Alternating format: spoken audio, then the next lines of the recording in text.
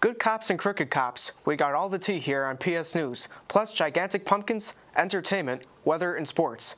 I'm Chris Sperano, and stay tuned with PSTV News.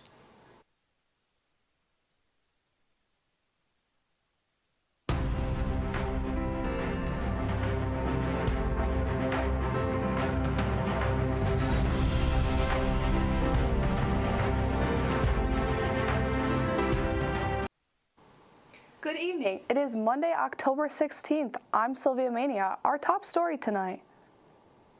President Joe Biden scrapped a planned trip to Colorado just hours before he was set to depart. Instead, holding meetings with his national security team Monday as Israel's war with Hamas escalates. Israeli forces are amassing on the Gaza border ahead of potential invasion into the Strip. A move that follows days of retaliatory strikes in response to Hamas terrorist attack over a week ago that killed more than 1,400 Israelis. Since then, there has been hundreds of military and civilian deaths on both sides. The hostage number also rising Monday up to 199 people believed held by militant Americans among them. A Harvard student says he has achieved a long-time dream, but it's probably not the one you might guess. He rode across a river in a giant pumpkin. Benjamin Chang crossed the Charles River in Massachusetts inside a pumpkin that weighed 1,500 pounds. And yes, pumpkins can float. Chang picked up the gourd at a New Hampshire farm. He and his friends wheeled it to the river in Cambridge Saturday morning, and then spent nearly 2 hours carving it out, before Chang got in and started paddling to the Boston side of the river. Chang and his friends used the event to raise money for Harvard student LED bioengineering lab. People donated in order to get a chance to row in the pumpkin along the shore before Chang set out across the river. Chang said he hopes that this feat demonstrates the wonders of biology and inspires people to think outside of the box. A former police officer in Connecticut who investigators describe as a serial burglar is facing charges for misusing a police database. Authorities say the former officer could be responsible for more than 24 burglaries in 3 states. Patrick Hemingway used to be one of the Glastonbury's finest. Tonight, he's disgraced as former cop in jail. A detective suspects Hemingway is responsible for 30 or more burglaries in Connecticut, Rhode Island, and Massachusetts, targeting safes and cash registers at restaurants, stealing cash. Police are still investigating but claim they have surveillance video and cell phone data showing Hemingway breaking into businesses. Hemingway may have, however, dug himself into a deeper hole. Officers have access to a law enforcement database full of records and criminal history, but it's only for investigations. Hemingway allegedly ran his name in cars through the database 80 times to see if he was being investigated for the burglaries. Hemingway is scheduled to return to the court on November 15th. The police motto, to protect and serve, generally doesn't mean serving food.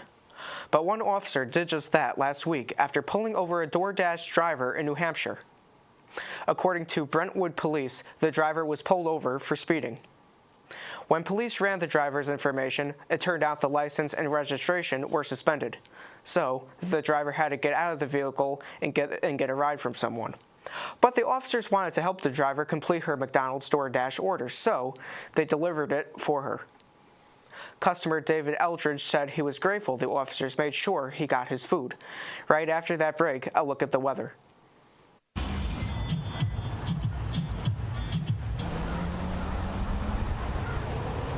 Are you a criminal justice major? Do you like true crime? If so, SUNY Plattsburgh's Criminal Justice Club is the place for you. The club regularly plans outings and events, like a recent trip to the Clinton County Correctional Facility, and also brings in guest speakers. The Criminal Justice Club meets every Tuesday in Meeting Room 4 in Red K Hall at 7 p.m. and is open to all majors. To stay up to date, follow at Plattsburgh CJ Club on Instagram. Hope to see you there. Welcome back and good evening, Plattsburgh. I'm Michael Merced, and It's fall, and Halloween is 2 weeks around the corner, and with the way these temperatures are looking, it's looking like it's going to be one of those Halloweens where your mom tells you to wear a coat over your costume. Over here in Owl's Head, we have 54 degrees. Down here in Vermontville, we have 48 degrees. In Dannemora, keeping with consistency, we have 48 degrees as well. All Sable Forks, we bump up by 2 to 50 degrees, and 54 degrees in the home city Plattsburgh. In St. Albans City, also 54 degrees, and down here in Burlington, 55, keeping it crisp during this early fall season. Now with your 5-day forecast. And this is what I had to come into the studio in. 56 degrees and raining. That was fun. 56 degrees, cloudy on Tuesday though, so won't have to be as annoying of a walk.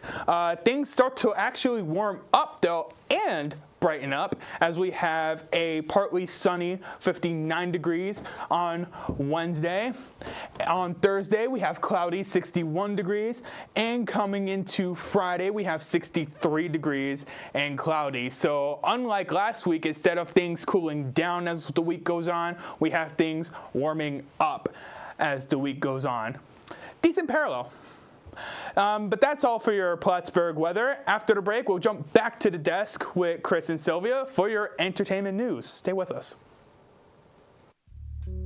I'm the treasurer of Pinky Swear PAC, and we are a cancer foundation on campus, and we help families and children who are struggling with cancer. We help with like the hidden fees, such as like mortgages, groceries, and here we focus on making cards and having fundraisers, and we also like to have de-stressing events. We also have an Instagram, which is PSU_PAC.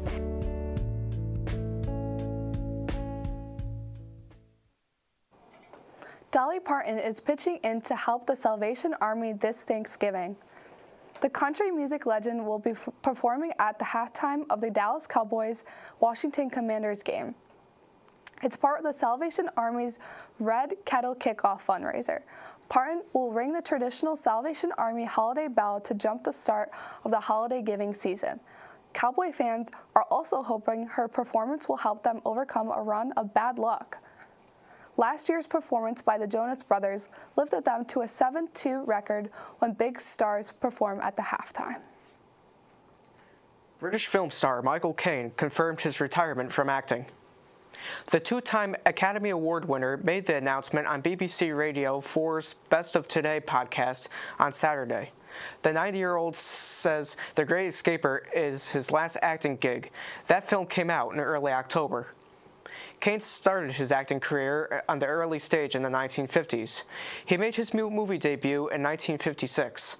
Since then, he played secret agents, adventurers, teachers, and killers. While on the podcast, Caine said there will be no more acting, but, quote, there will be writing. Madonna has officially kicked off her new Celebration World Tour. She returned to the stage Saturday at London's O2 Theatre.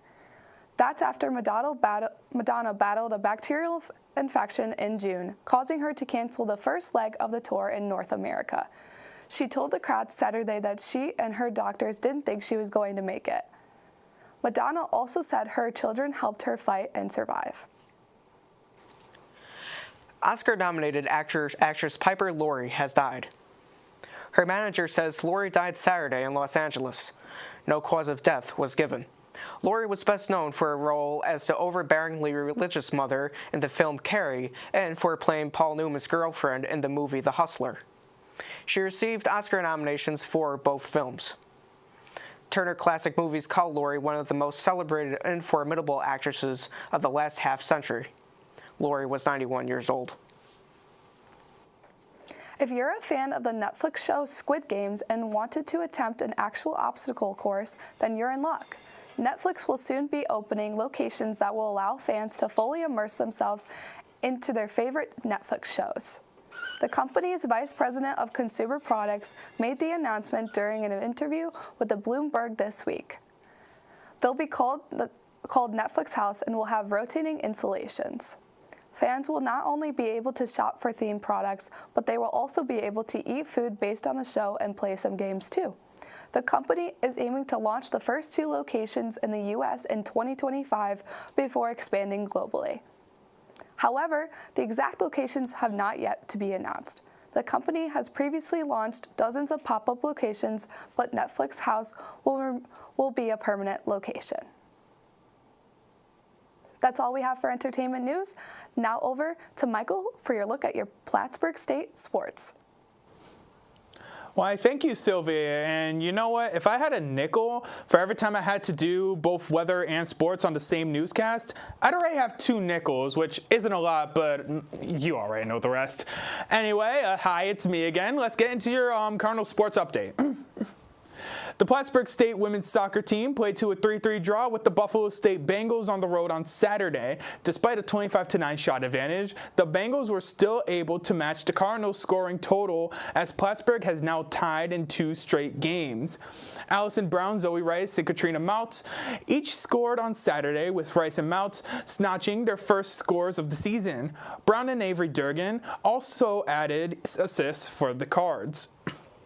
The Cardinals' record now stands at 4-4-5 on the year, as they have a big home matchup with SUNY Oneonta set for Wednesday.